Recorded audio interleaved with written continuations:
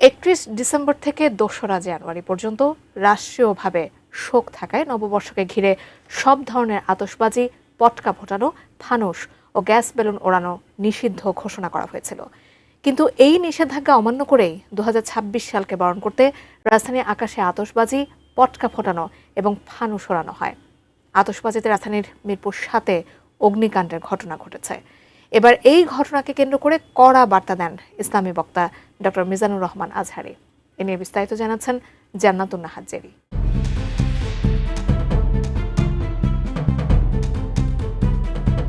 নিষেধাজ্ঞা অমান্য করে 2026 সালকে বরণ করতে রাত 12টা বাজতেই বিকট শব্দে চারপাশ কেঁপে ওঠে। ধানমন্ডি, মোহাম্মদপুর, তেজগাঁও, মিরপুর সহ রাজধানীর বিভিন্ন এলাকা উড়ানো হয় ফানুস, ফোটানো হয় আতশবাজি। রাজধানীর মিরপুরে ফোটানো আতশবাজিতে অগ্নিকাণ্ডের ঘটনা ঘটেছে। মিরপুর 7-এর একটি বহুতল ভবনে এ অগ্নিকাণ্ডের ঘটনা ঘটে।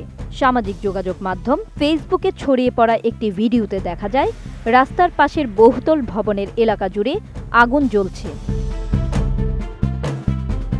আতশবাজি আর পটকা ফুটানো নিয়ে সামাজিক যোগাযোগ মাধ্যম ফেসবুকে পোস্ট দিয়েছেন জনপ্রিয় ইসলামী বক্তা ডক্টর মিজানুর রহমান আজহারী।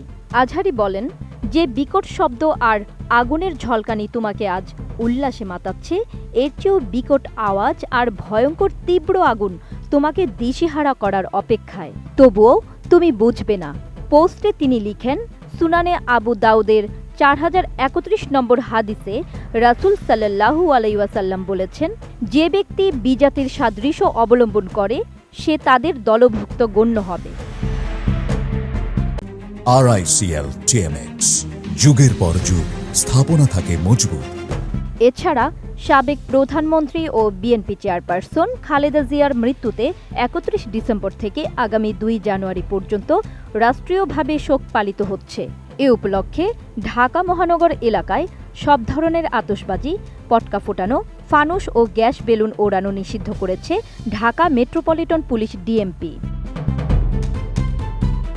এর আগে 30 ডিসেম্বর পরিবেশ ও জনস্বাস্থ্য রক্ষায় ইংরেজি নববর্ষ উপলক্ষে আতশবাজি, লণ্ঠন এবং পটকা ফোটানো পরিহার করতে পরিবেশ, বন ও জলবায়ু পরিবর্তন মন্ত্রণালয় এক বিজ্ঞপ্তি প্রকাশ করে।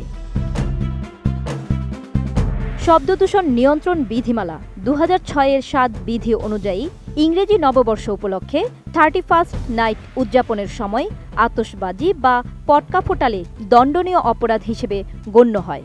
উল্লিখিত আইন ভঙ্গ করলে প্রথম অপরাধের জন্য অনধিক 1 মাস কারাদণ্ড বা অনধিক 5,000 টাকা অর্থদণ্ড বা উভয় দণ্ড এবং পরবর্তী অপরাধের জন্য অনধিক 6 মাস কারাদণ্ড বা অনধিক 10,000 টাকা অর্থদণ্ড বা উভয় দণ্ড প্রদানের বিধান রয়েছে।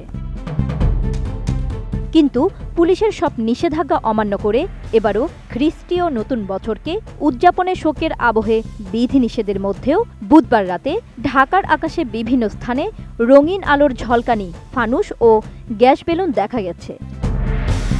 জান্নাতুন Nahar Jerry, desk report, ATN news.